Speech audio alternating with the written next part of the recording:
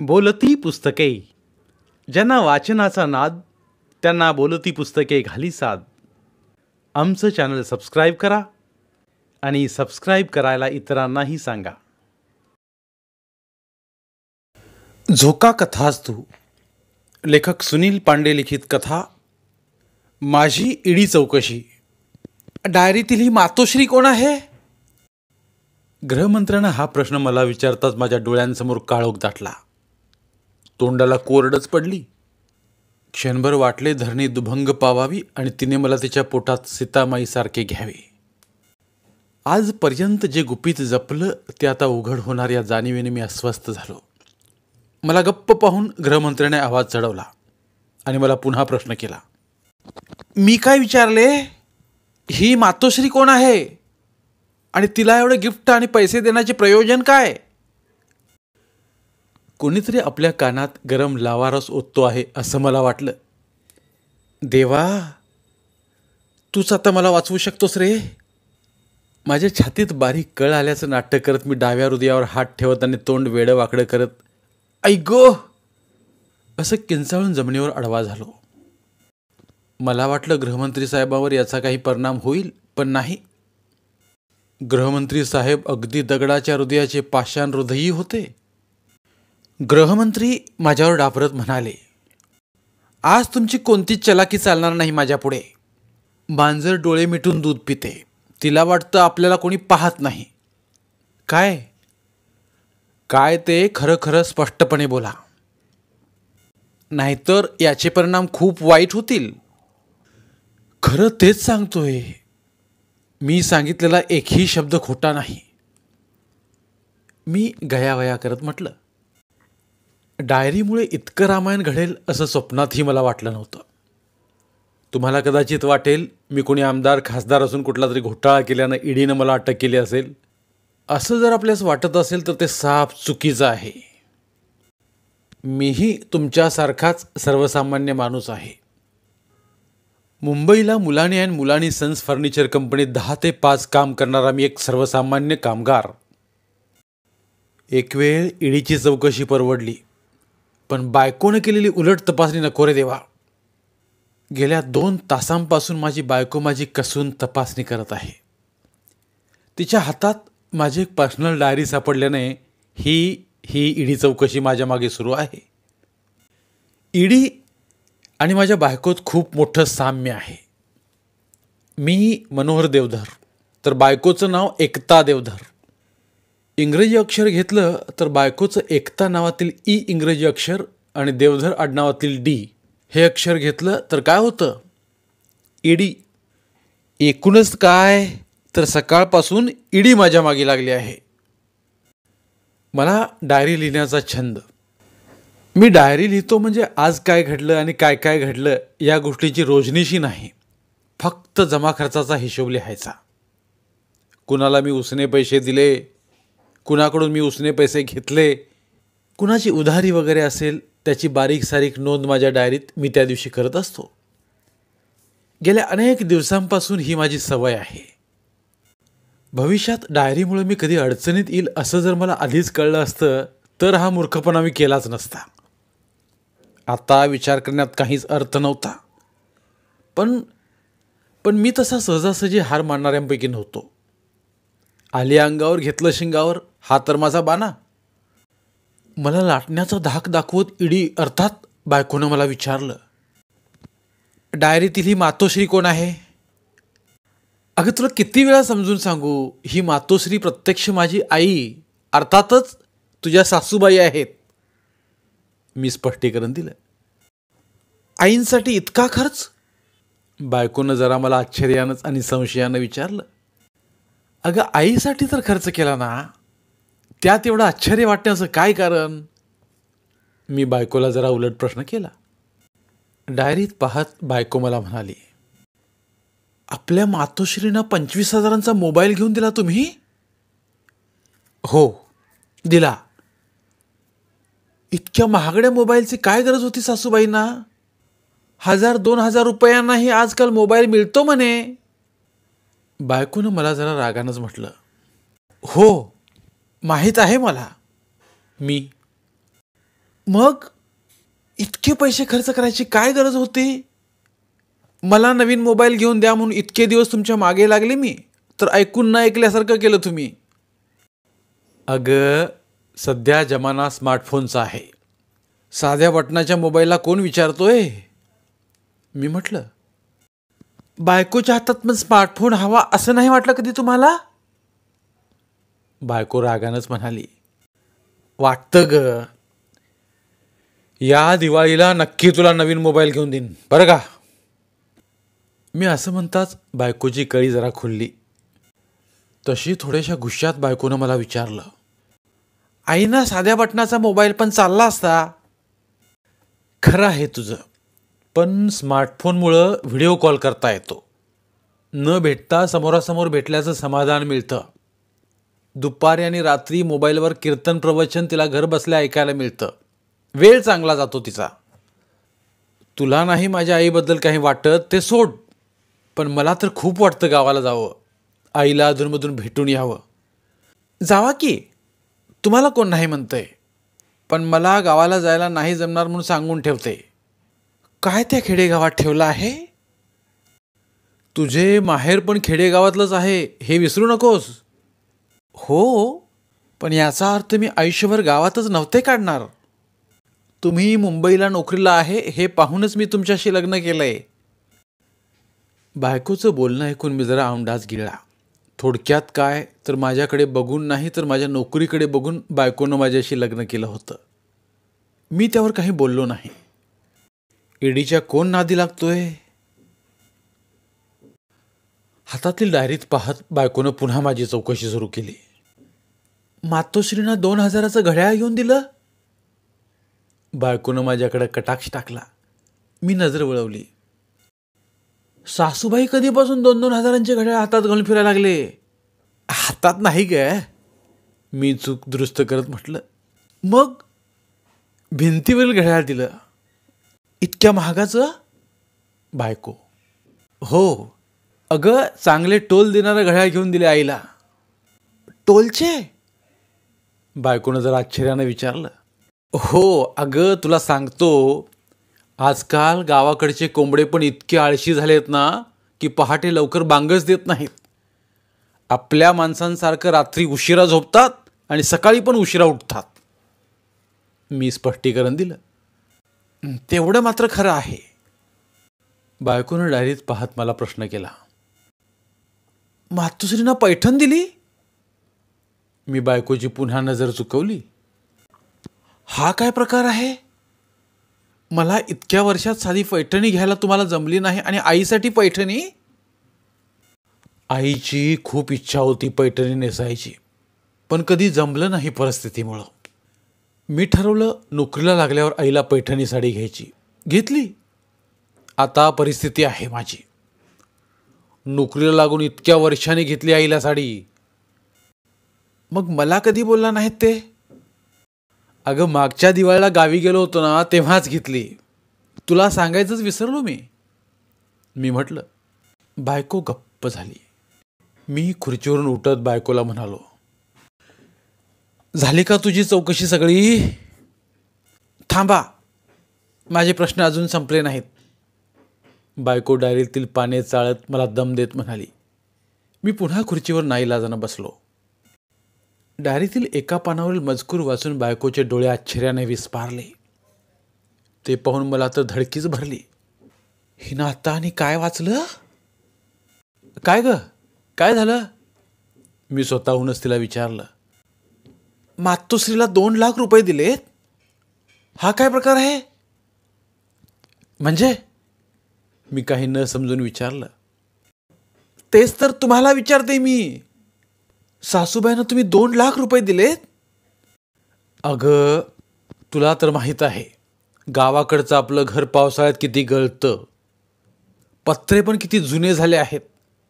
घर दुरुस्तीसाठी मीच मध्यंतरी पैसे दिले आईला. मी स्पष्टीकरण दिलं. तुमची तर अगदी कमाल आहे.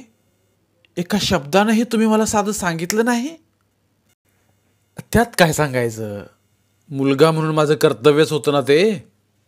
आता तुझ्या लहान बहिणीच्या लग्नाला मी घरचं लग्न समजून इतकी मदत केली.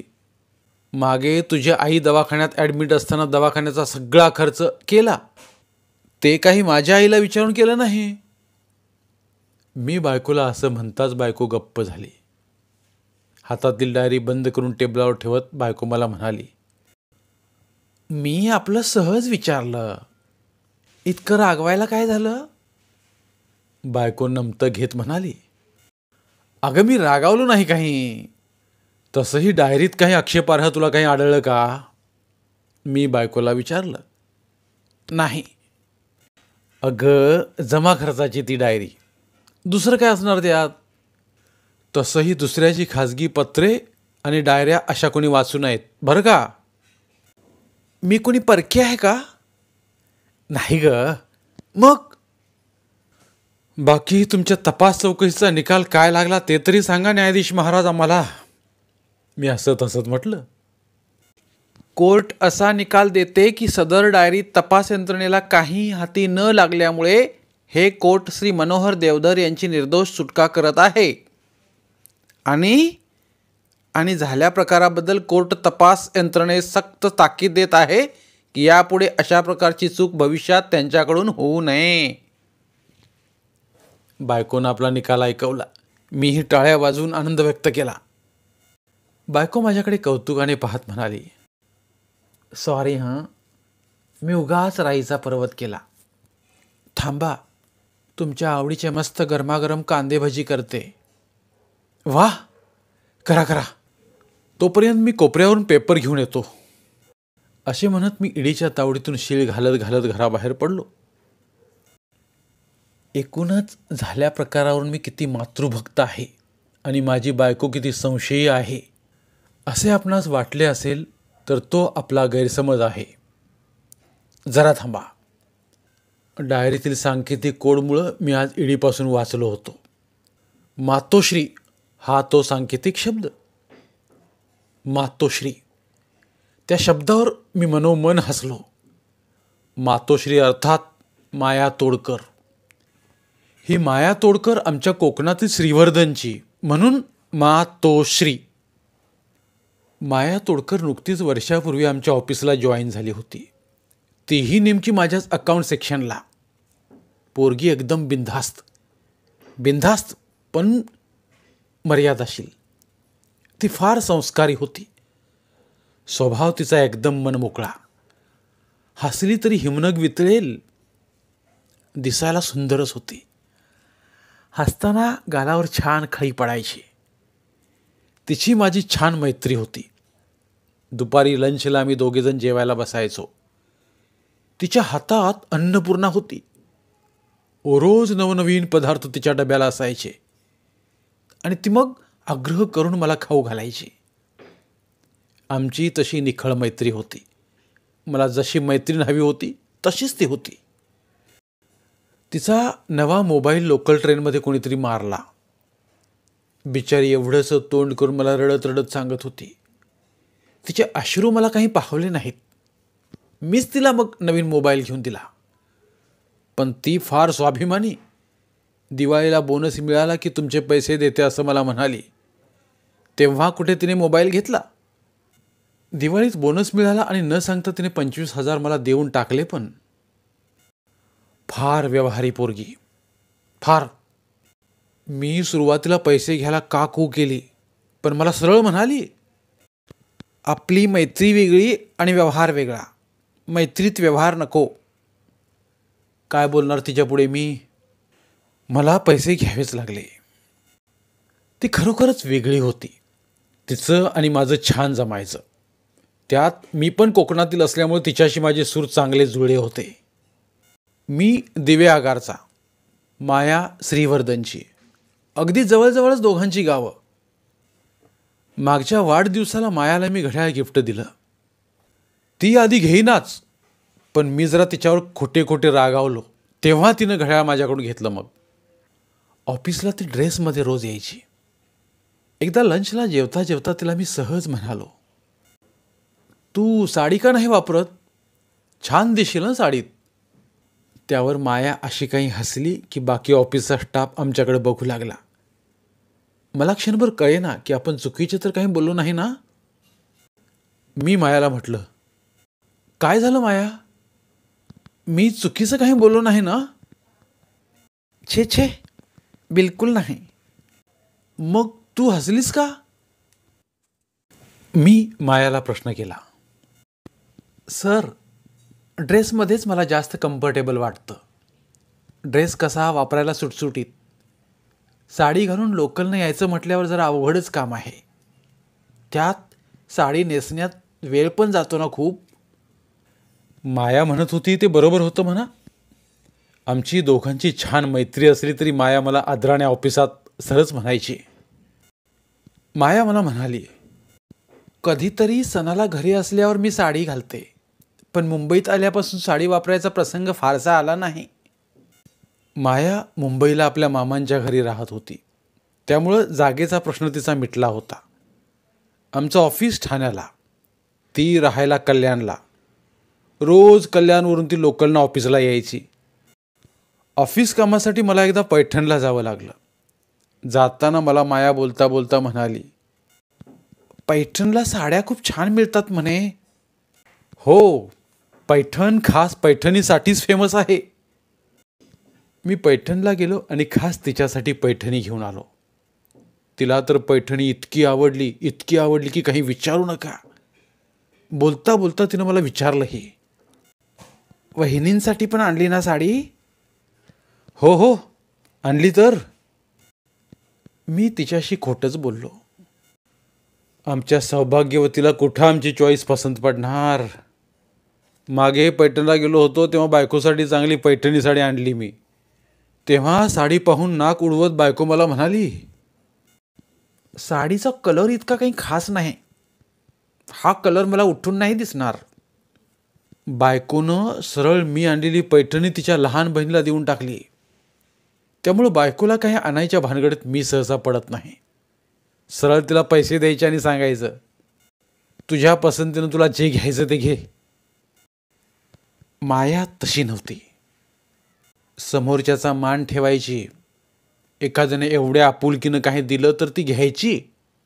एकदा तिच्या मैत्रिणीनं तिला कप बशांचा सेट भेट दिला.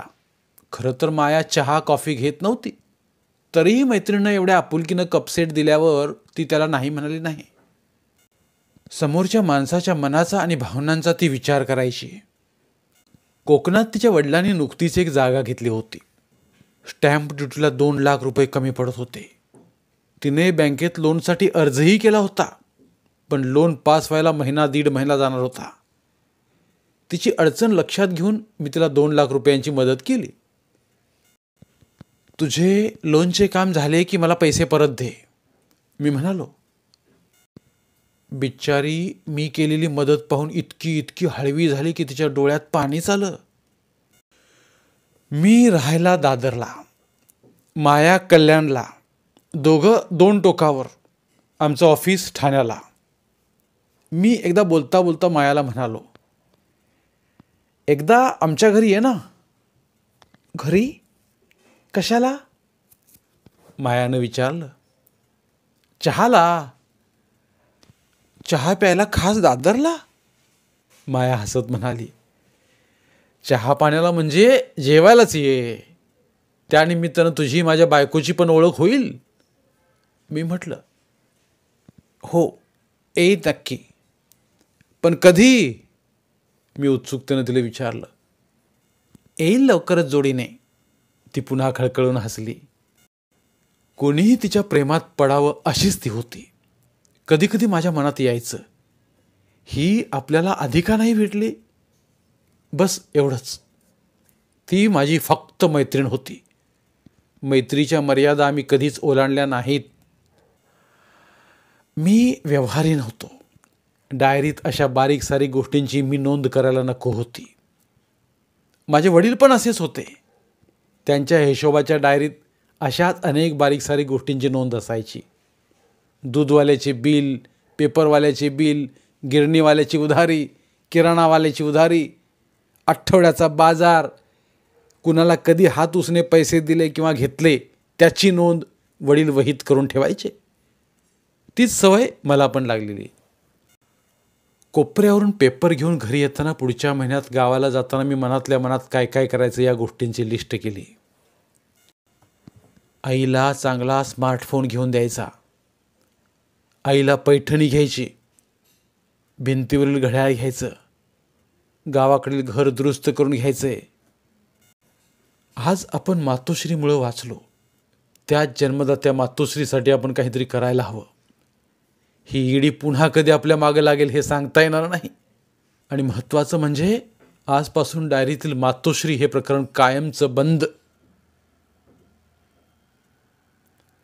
धन्यवाद. पुन्हा भेटूया एका नवीन कथेसोबत. मराठीतील प्रतिभावंत लेखकांचं साहित्य, कथा, कादंबऱ्या ऐकण्यासाठी आमचं बोलती पुस्तके हे चॅनल सबस्क्राईब करा. आणि मराठी साहित्याचा प्रसार करण्यासाठी प्रत्येक मराठी माणसाला सबस्क्राईब करण्यासाठी आवाहन करा. आणि बोलती पुस्तके या साहित्य चळवळीत सहभागी व्हा. आपले पुन्हा एकदा धन्यवाद.